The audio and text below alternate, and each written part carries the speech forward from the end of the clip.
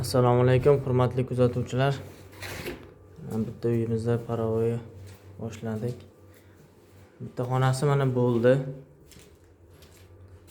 Tashqaridan obratga padaja. Nariga ham o'tib ketyapti. Keyin bu tomonda ham to'rtalik registr qo'yilgan. Hozir keyingi xonamizda registr yasalyapti. Bu ham to'rtalik. Padaja obratga borib kelish. Yo'lga qo'yiladi.